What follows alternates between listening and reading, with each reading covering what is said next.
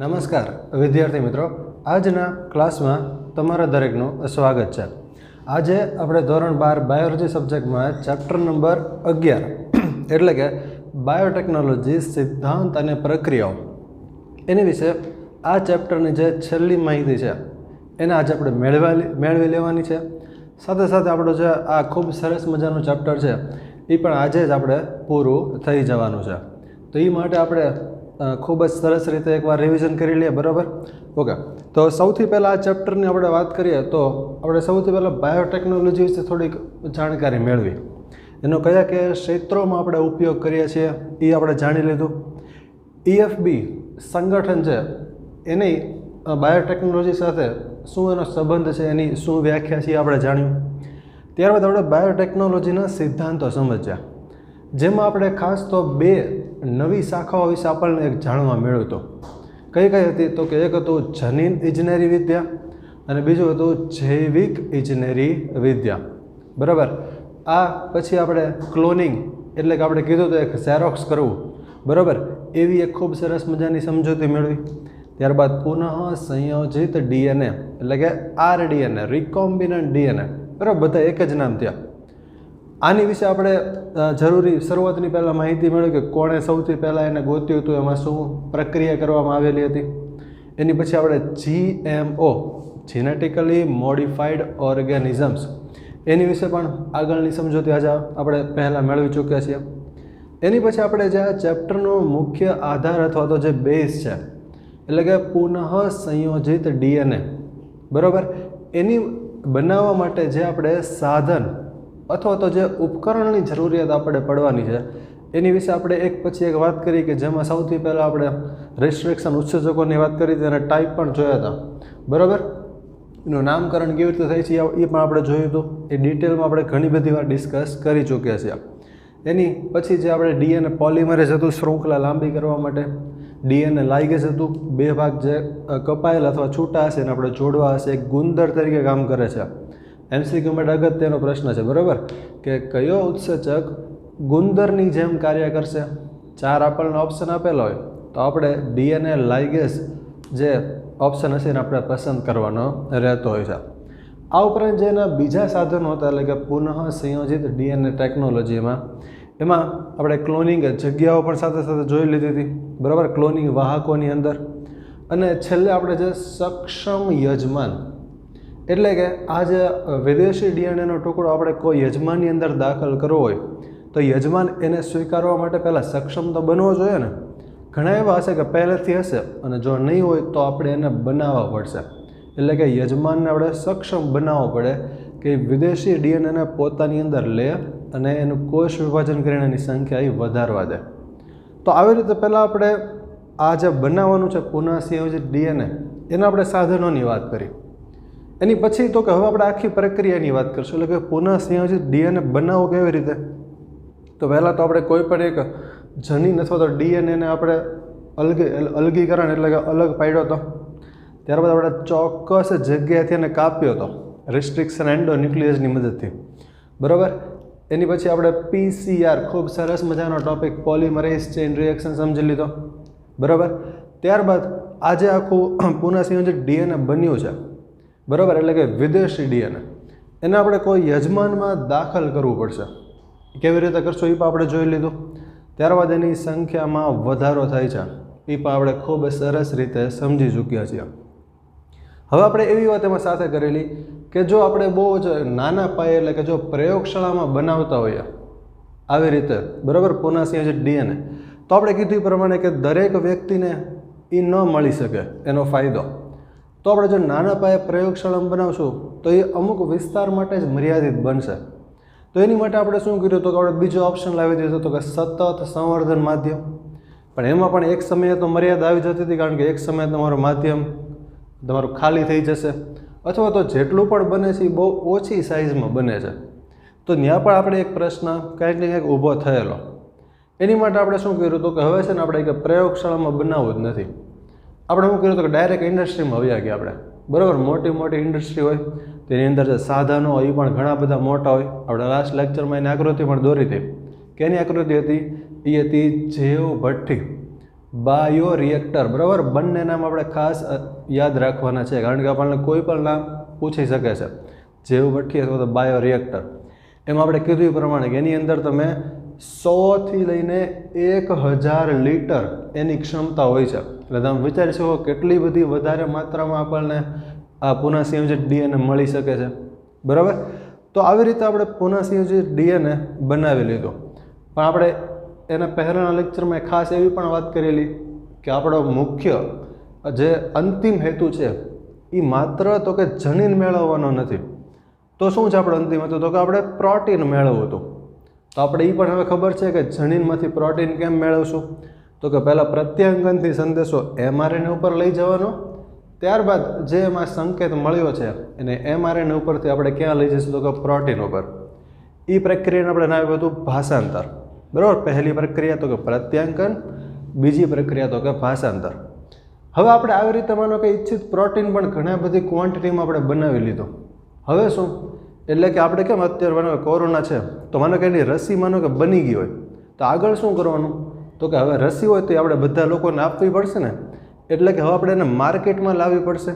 તો બસ આપણો આજનો ટોપિક એ છે કે આપણે છે ને પ્રોટીન હવે બનાવી લીધું છે, હવે આપણે એને શું કરવાનું છે? તો કે ધીરે ધીરે આપણે એને માર્કેટ એટલે કે બજારની અંદર લાવવાનું છે. તો આવી ખૂબ સરસ મજાની વાત આપણને આજે સમજાવશે આજનો ટોપિક, કે જેનું આપણે નામ આપ્યું છે અનુપ્રવાહિત પ્રક્રિયા, બરાબર. કે જેને આપણે બીજું નામ ડાઉન સ્ટ્રીમ પ્રોસેસિંગ એવું પણ કહીએ છીએ. ઘણીવાર તમારે બાય ચાન્સ એનો જે અંગ્રેજીમાં જે નામ છે એ પણ તમને પૂછી શકે છે કે ડાઉન સ્ટ્રીમ પ્રોસેસિંગ એટલે શું? ત્યારે આપણને એવું લાગે કે આપણે આઉટ ઓફ સિલેબસનો ક્વેશ્ચન આવી ગયો છે, પણ એ શું છે? તો કે આનો જ એક આપણે અંગ્રેજીમાં અનુવાદ એને કરેલો છે. શું? તો કે અનુપ્રવાહિત પ્રક્રિયા. શું કહેવા માંગે છે આ પ્રક્રિયા? તો આપણે મેઇન તો બધી વાત કરી લીધી, બરાબર. હવે એ જ વાત છે ને અહીંયા આપણે નાના નાના મુદ્દાઓમાં લખી છે, એને હવે આપણે આગળ સમજતા જઈએ. જો સૌથી પહેલાં તો કે આપણે કીધું એ પ્રમાણે કે આપણે જે જૈવ સંશ્લેષિત તબક્કો છે, એટલે કે આપણે જેટલી પણ અત્યાર સુધીની પ્રક્રિયા કરી, બરાબર, એને આપણે એક જ નામ આપવું તો શું ભાઈ? તો કે જૈવ સંશ્લેષિત તબક્કો. આ પછી એક્ઝામ પૂછાય, એક્ઝામમાં ક્વેશ્ચન આવે ત્યારે એમ નહીં કહેવાનું, બરાબર, કે એક શબ્દમાં આમ જ કહેવાય. એટલે આપણે આ પ્રોસેસ અથવા તો આ ટોપિક આપણને પૂછાણો હોય 2 માર્કમાં, તો તમે અહીંયાથી ડાયરેક્ટ આપણે શરૂ કરી શક્યા, બરાબર. તો આખો જે આ જૈવ સંશ્લેષિત તબક્કો આપણે કર્યો એની મદદથી આપણને છેલ્લે તો કે પ્રોટીન મળ્યું ને. આપણે છેલ્લે જોયું લેક્ચરમાં જૈવભઠ્ઠી મળે ઘણા બધા પ્રોટીન મળ્યા, બરાબર. તો એની મદદથી આપણને એક ઈચ્છિત નિપજ મળી ગઈ. પ્રોટીનને આપણે નિપજ પણ કહી શકીએ ને. તો ચાલો આપણે એક વાત તો કહી દીધી કે આ જૈવ સંશ્લેષિત તબક્કો આપણે પૂરો થયો, એની કારણે આપણને ઈચ્છિત તો કે નિપજ મળી ગઈ. હવે આ જે ઈચ્છિત નિપજ છે, શું આપણે એને ડાયરેક્ટ કાંઈ બજારમાં મૂકી દઈશું? તો કે ના, એમ તો ન જ મુકાય ને, બરાબર. તો એને બજારમાં મૂકતા પહેલાં એટલે કે માર્કેટમાં લાવતા પહેલાં હજી એ જે આપણે પ્રોડક્ટ બનાવી છે, બરાબર, એને હજી છે ને ઘણી બધી પ્રક્રિયાઓમાંથી પસાર થવું પડશે. બીજી રીતે શું કહેવાય એને? તો કે એને પ્રોડક્ટ એટલે કે ઈચ્છિત નિપજ જે છે એને હજી ઘણી બધી શૃંખલામય પ્રક્રિયાઓમાંથી પસાર થવું પડે, એવું આપણે ટેક્સ્ટબુકમાં લખ્યું છે. શૃંખલામય શું લેવા કીધું? તો કે એમાં જે પ્રક્રિયા કરવાની હોય ને એનો ક્રમ હંમેશા ફિક્સ હોય. એટલે કે પહેલા નંબરની પ્રક્રિયા બાદ બીજા નંબરની પ્રક્રિયા કરવાની હોય, બીજા પછી ત્રીજાની. એનો જે ક્રમ હોય ને હંમેશા ફિક્સ હોય, કે આડોળું ન થાય. એ માટે અહીંયા આપણે એક શબ્દ ધ્યાનમાં આપણે મૂકેલો છે કે શૃંખલામય પ્રક્રિયાઓમાંથી નિપજોને આપણે પસાર કરશું. કઈ છે એ પણ જાણશું હમણાં. ત્યારબાદ જ આપણે એને તો કે માર્કેટ અથવા તો બજારમાં લાવી શકીએ, અને પછી આપણે એને ખરીદી શકીએ અને આપણે એનો ઉપયોગ પણ વધારે સારી રીતે કરી શકીએ, બરાબર. તો એ જ આપણે લખ્યું છે જો કે જૈવ સંશ્લેષિત તબક્કા દરમિયાન આપણે જે ઈચ્છિત નિપજ બનાવી એને હવે વિવિધ શૃંખલામય પ્રક્રિયાઓમાંથી પસાર થવું પડશે, અને ત્યારબાદ જ એ ક્યાં આવી શકે? તો કે માર્કેટ એટલે કે બજારની અંદર આવી શકશે, બરાબર. તો આ જે શૃંખલામય પ્રક્રિયાના તબક્કાઓ છે એ શું છે? અહીં આપણે કીધું ને વિવિધ શૃંખલામય પ્રક્રિયામાંથી નિપજને પસાર થવું પડે. તો કઈ હોય? તો કે એક તો હશે એનું શુદ્ધિકરણ, એટલે કે કાંઈક ને કાંઈક એમાં સાઈડના જે તત્વો હશે, માનો કે એ કંઈક એની સાથે સંપર્કમાં જોડાયેલા હોય એની સપાટી ઉપર, એટલે આપણે ખાઈએ. એવું ખરાબ વસ્તુ તો ન આપી શકીએ ને કોઈને, બરાબર. આપણે કેમ કોઈ વસ્તુ લે તો પેકિંગમાં વ્યવસ્થિત હોવું જોઈએ, બરાબર. તેની માટે એના પહેલાં વ્યવસ્થિત આપણે બનાવવું તો પડશે ને. ખાલી આપણે આવી રીતે કહી દઈએ કે આપણે ઈચ્છિત નિપજ બનાવી તો આપણું કામ પૂરું ન થાય, બરાબર. તો એની માટે શું કરવું પડે તો કે પહેલાં તો આપણે જે ઈચ્છિત નિપજ બનાવેલી છે, માનો કે આખી જેવ ભઠ્ઠી હોય તો એમાં પહેલાં આપણે એક પછી એક જે નિપજ બનાવી છે એને આપણે અલગ પાડવી પડશે. તો એ તબક્કાને આપણે નામ છે અલગીકરણ, અલગ પાડવાનું, બરાબર.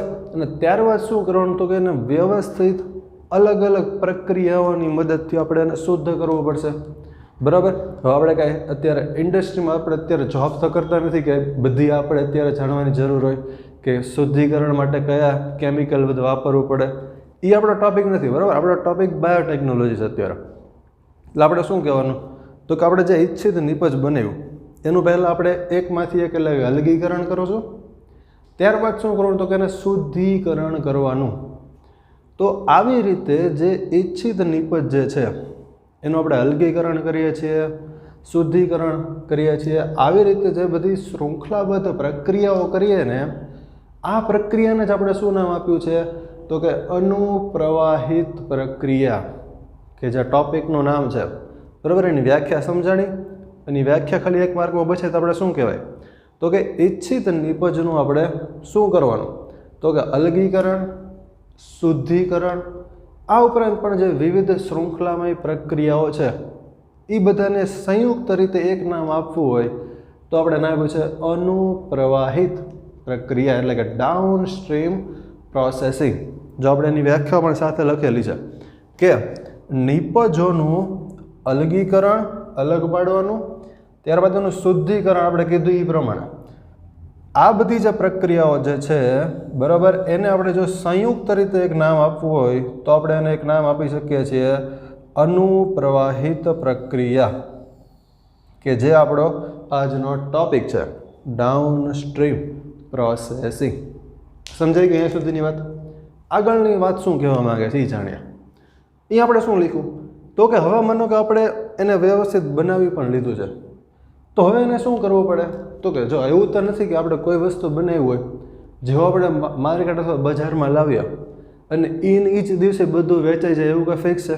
માનો કે તમે કોઈ વસ્તુના તમે 5,000 10,000 તમે વસ્તુ બનાવેલી હોય તો એવું કંઈ થોડું ફિક્સ છે કે તમે બજારમાં લાવશો ને બધી વસ્તુ એક જ દિવસમાં વેચાઈ ગઈ? તો કે ના, એવું તો ન થાય ને, સીધી વાત છે. તો એ તો લાંબો સમય સુધી કોઈ દુકાનમાં પડી રહેશે. તો શું લાંબો સમય પડી રહેતી બગડી ન જાય, ખરાબ ન થાય? તો કે થઈ જાય ને.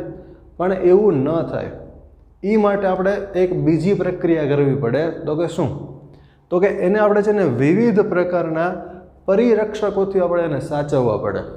પરિરક્ષકો એટલે શું? આપણે એવો પ્રશ્ન થાય તો કે અમુક એવા કેમિકલો હોય, અમુક એવા પદાર્થો હોય કે જેને આપણે આ બધા વસ્તુ આપણે નિપજ બનાવેલી એની સાથે મૂકીએ, જેની કારણે શું થાય તો કંઈ ખરાબ ન થાય.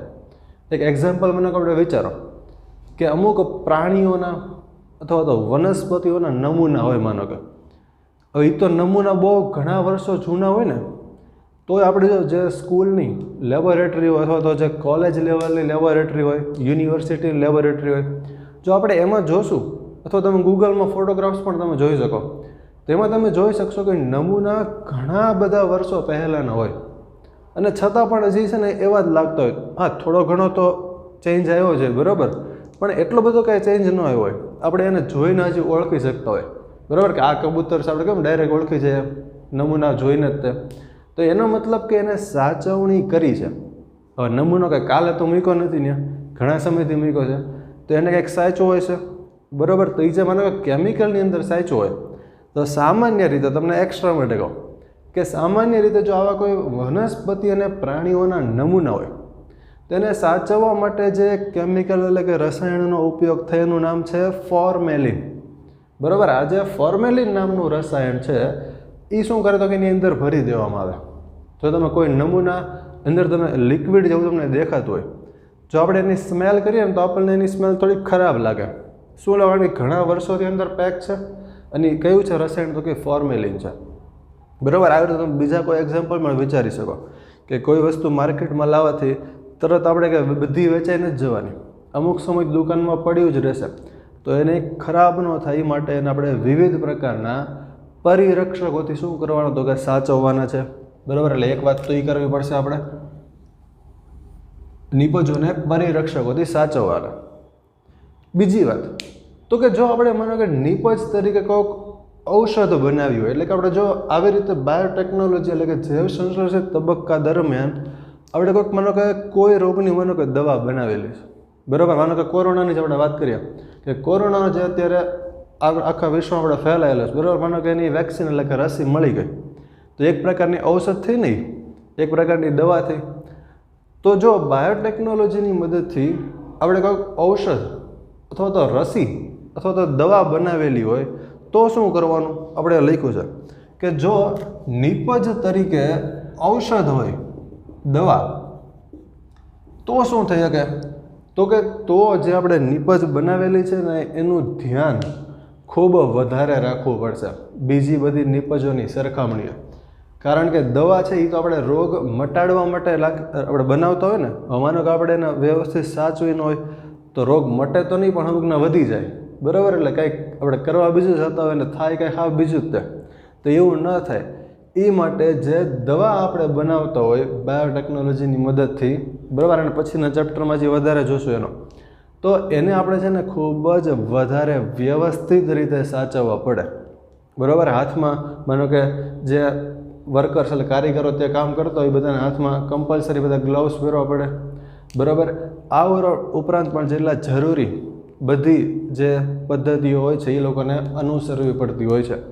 ત્યાં કોઈ પણ પ્રકારની કામમાં જો ઢીલાશ હોય તો એ ત્યાં ચલાવી લેવામાં આવતી નથી, બરાબર. એટલે જો નિપજ તરીકે ઔષધ હશે તો એને આપણે ચીવટપૂર્વક, ટેક્સ્ટબુકમાં આવો વર્ડ લખ્યો છે, બરાબર, કે ચીવટપૂર્વક એને ચિકિત્સીય પરીક્ષણમાંથી આપણે પસાર કરવું પડશે અથવા તો પરીક્ષણ એનું કરવું પડશે.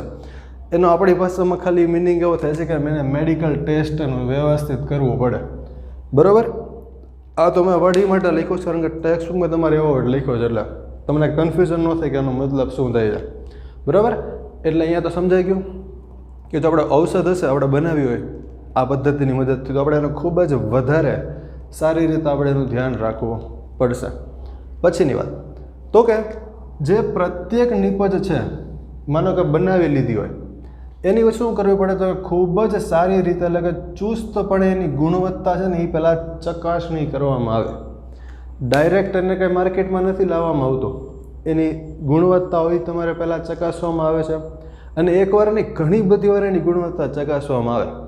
માનો કે એવું બને કે એકવાર કોઈક સેમ્પલ એટલે કે નમૂનો લીધો હોય તો એની ગુણવત્તા બહુ સારી આવી હોય, તો એનો મતલબ એવો થોડો છે કે બધા સેમ્પલની ગુણવત્તા સારી હોય, તો કે ના. એવી જ રીતે એવું પણ બને કે કોઈક સેમ્પલની ગુણવત્તા બહુ ખરાબ આવી હોય, તો એનો મતલબ એવો પણ નથી કે બીજા સેમ્પલની ગુણવત્તા પણ એટલી જ ખરાબ હશે.